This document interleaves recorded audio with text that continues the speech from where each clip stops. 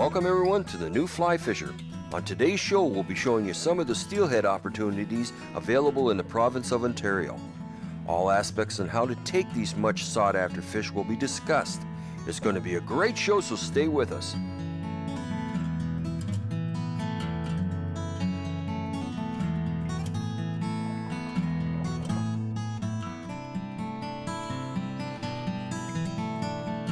Let him go back to live another day.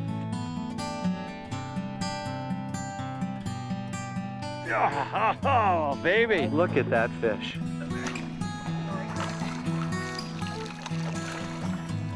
Nasty pieces and throw it in on. Yahoo! World record! We talked earlier about having the optimum conditions. Here we've got perfect conditions. This is a good example of the family Heptageneidae. This is why you need a lot of backing.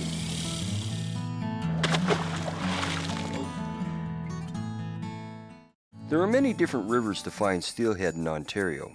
Too many to mention in one half-hour show. So today we'll talk about 4 of my favorite rivers.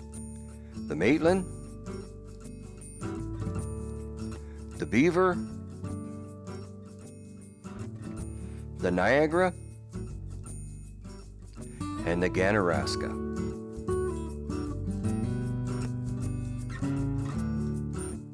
Steelhead in the Great Lakes are not purebreds. In fact, they are a genetic mix of strains from the West Coast.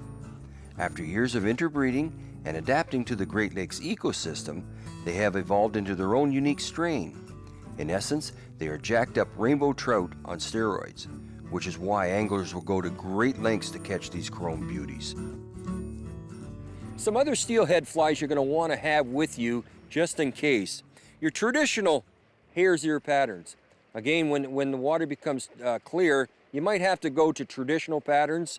Remembering that steelhead were once in the river and small, and they remember eating nymphs, so they'll hit a regular type nymph, a hare's ear or a pheasant tail.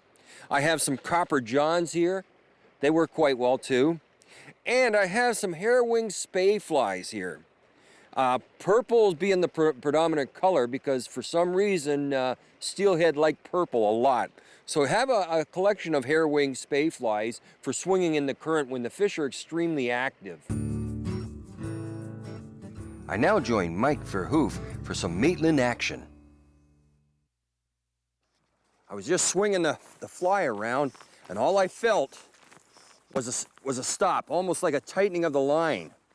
I set the hook and away we went. Now this one, as you see, I was stripping inline because he ran towards me. Now I got him on the reel. And this feels like a decent fish. Mike was right, the fog is helping.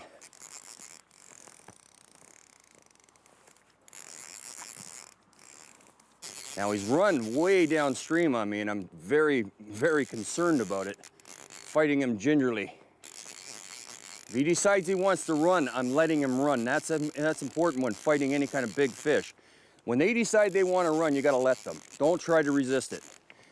As long as you can pull them in, pull them in. But you feel them resist, and you can feel them, let them run. Very good fish.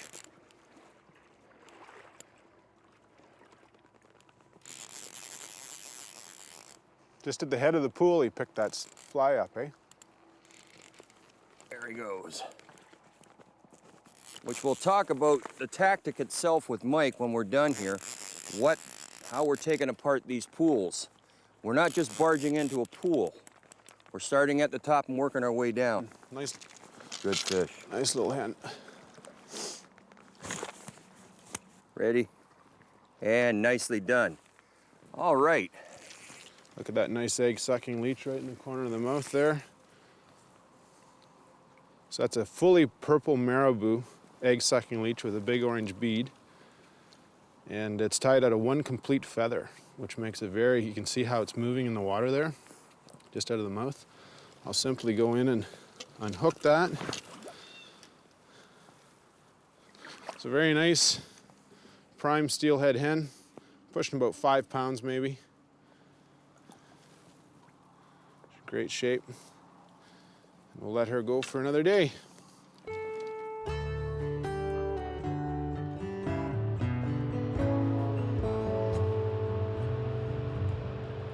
One of the most important factors the fly fisherman must understand is the rate a tributary will run off. This means the time it takes for a tributary to reach fishable levels and prime water clarity for successful steelheading. Runoff rates will vary from river to river. Large rivers such as the Saugeen may take 1 to 3 weeks to become fishable due to their large drainage. Smaller rivers such as the Big Head will become fishable in 1 to 3 days after a peak runoff.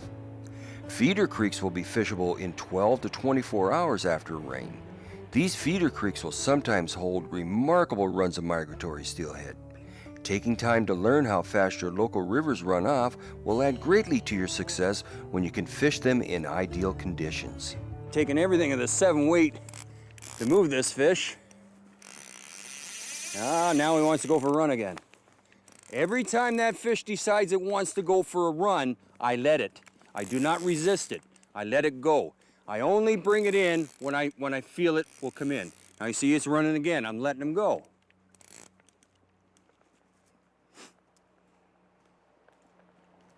This is a decent fish. Yeah, I cleared the water there. It looked like about a 7-8 pound. It's coming towards me now. Yeah. Good.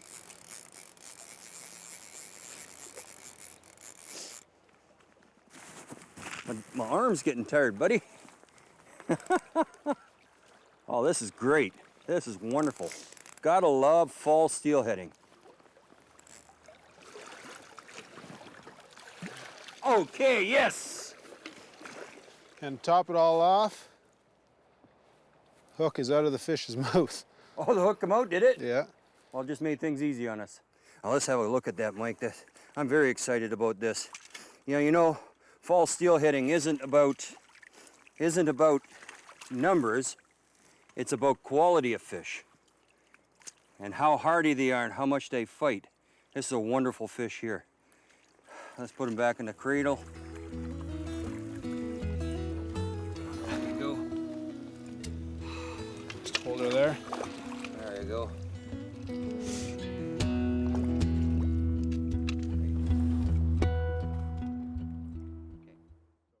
All successful steelhead fishermen will constantly fine-tune their setup, adding and subtracting split shot when water velocity changes, moving their strike indicator when different depths of water are fished, and changing the diameter of their tippets when the water clarity changes. These are the little things that add up to big success when trying to fool these wary animals. Now let's join John Falk for some arm-wrenching action on the Beaver River. There we go. Fish on. Good fish. Oh, yeah. Good fish, good fish, good fish. Yeah. We're on light tippets, eh, John? Light tippets, buddy. Take your time. Yep. Nice Oh, fish, look at the though. colors. Yeah. Nice buck. It's a nice It's a male. big buck. Now he's going to go for a run, and I'm letting him. I'm letting him go for a run. Just play him really cool. Okay. I'm going to let him tire himself out. Any coaching will be welcome, John.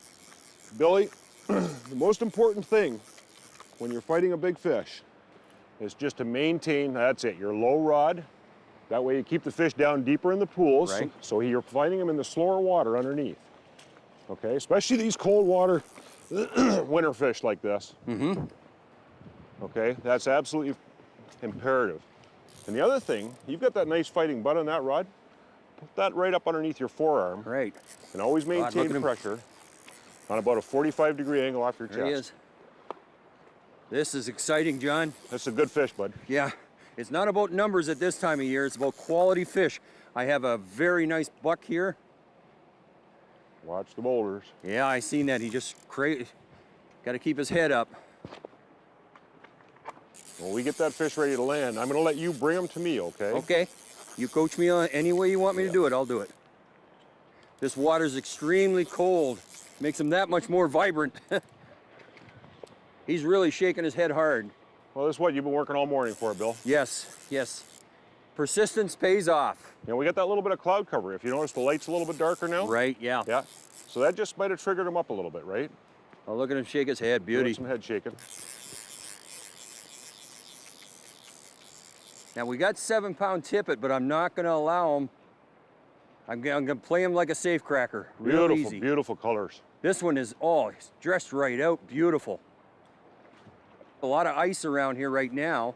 The temperature dropped like a stone last night. Now bring your rod down, low to the side, Bill, and back towards me. That's Back it. towards you? Yep.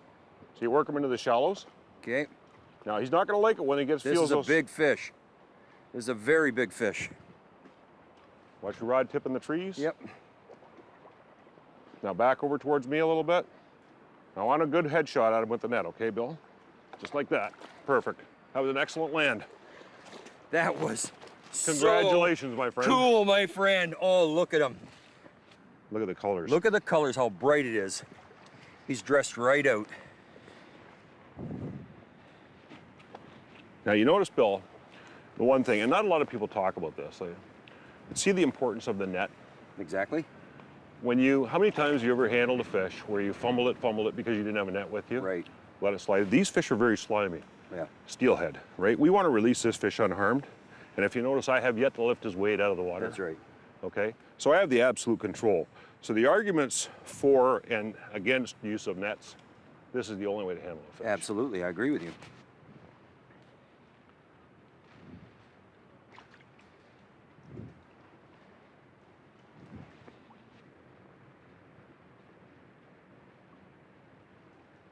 Beautiful. That was wonderful. Oh. You gotta have cold hands, buddy, I'm telling you. You're a better man than me sticking them in that water.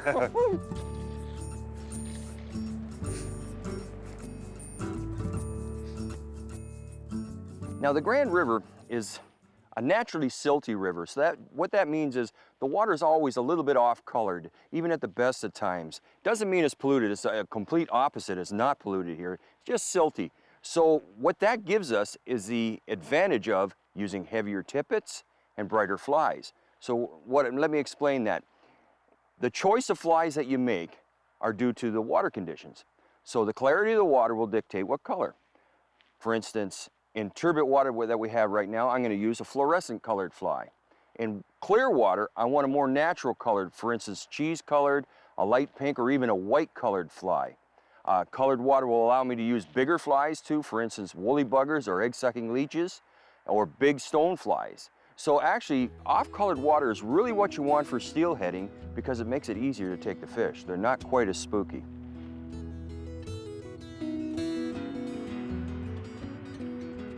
Let's join Paul Castellano for some incredible steelhead fishing on the Niagara River. Good one. Okay, yeah. So you're allowing the rod to fight the fish. Yeah, if the fish wants to run, you allow him a little bit of line. Absolutely. Right. Let him go when he has to go. That's what I'm talking about playing possum. Right, yeah. It's almost like he didn't realize he was hooked. You like to fish a real light drag here? You kind of palm the spool when necessary, but always keeping steady pressure. I like to keep the rod tip up high. This is a quality fish. Definitely a quality fish. Now we were going over top of some rocks, you said, and as soon as the fly got on the back side of the rock, that's where he was sitting and he hit. So this is unbelievable. This fishing is so good and so spectacular. Unbelievable. So there it is. Yeah, there we go. You tell me when you're ready. I will. The other beautiful thing about the Niagara is it's just starting, guys. It's just starting, yeah. We're here in mid-November, and this fishery will remain good like this on the fly until early June. Here we go. There you go. Oh, one more time. There you go. Good job. Here we go. Just pull. Now I'll get that out of your way. There we go. Out of the. Now that is what it's all about. Isn't that a wonderful looking fish? Right there, guys. Yeah. Early winter Right. Niagara steelhead. Doesn't get any better. Doesn't get any better. Okay.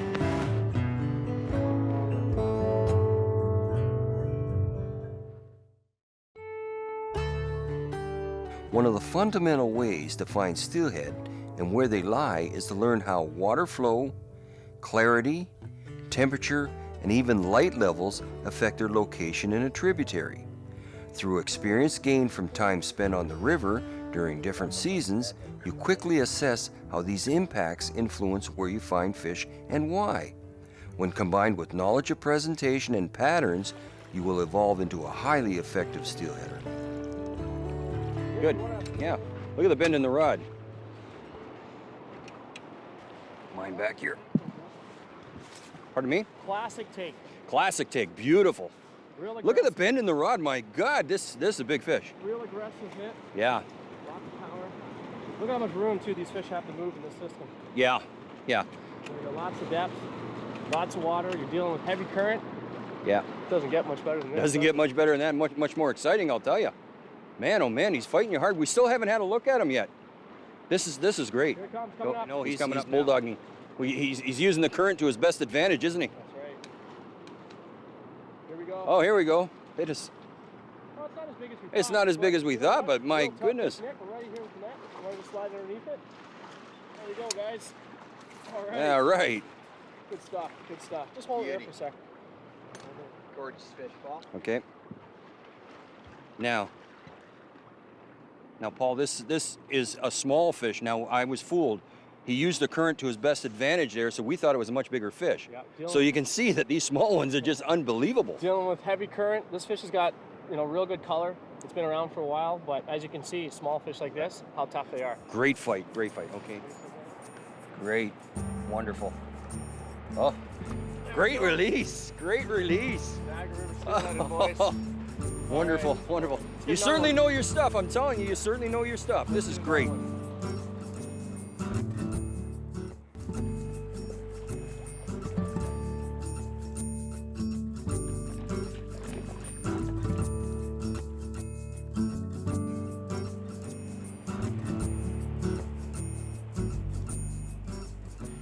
When it's necessary to lay the line on the water for a drag-free drift, you must mend the line.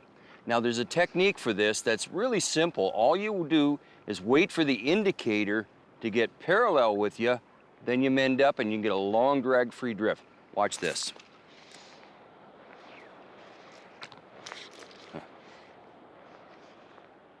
Okay, I allow the line to lay on the water. The indicator gets right across me. All I do is lift the line, move it up. Lift the line, move it up, and you get a long drag-free drift. Again, I cast upstream, allow the line to lay in the water till it gets to about in front of me here. Then all I do is lift the line upstream. Lift the line upstream. And you get a very, very long drag-free drift. Light conditions will greatly affect the activities of steelhead. Overcast days will be more successful, along with early morning and late evenings. These low light conditions will provide a sense of security to the fish. Their feeding will increase during these conditions.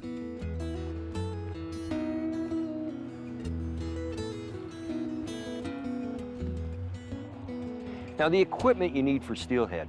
First off, about a 7-weight rod. That's my favorite.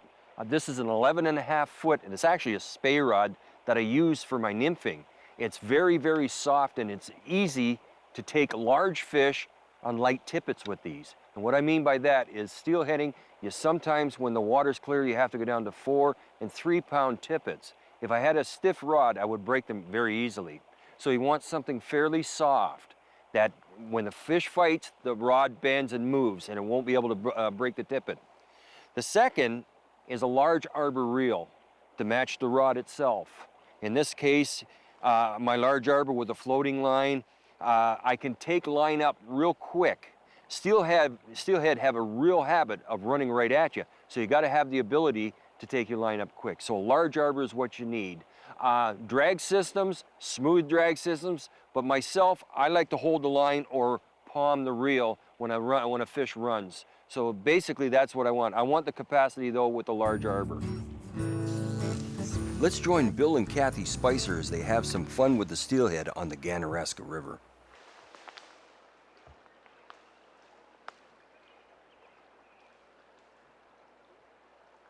You want me to get in with the net? He's all wrapped up now. Here, give me the net. I don't know.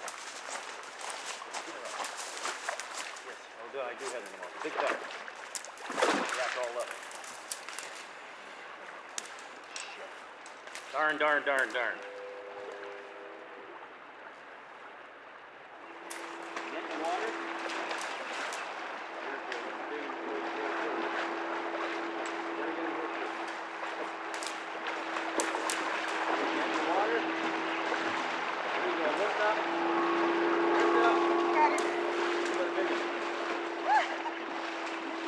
We got a big one.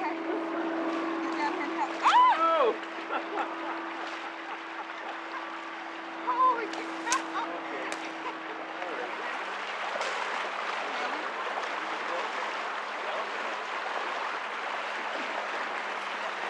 I don't even know where anything is.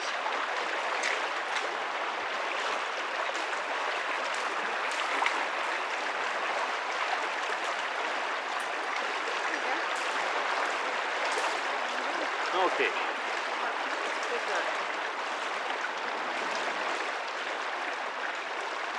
Oh my God. Water's freezing.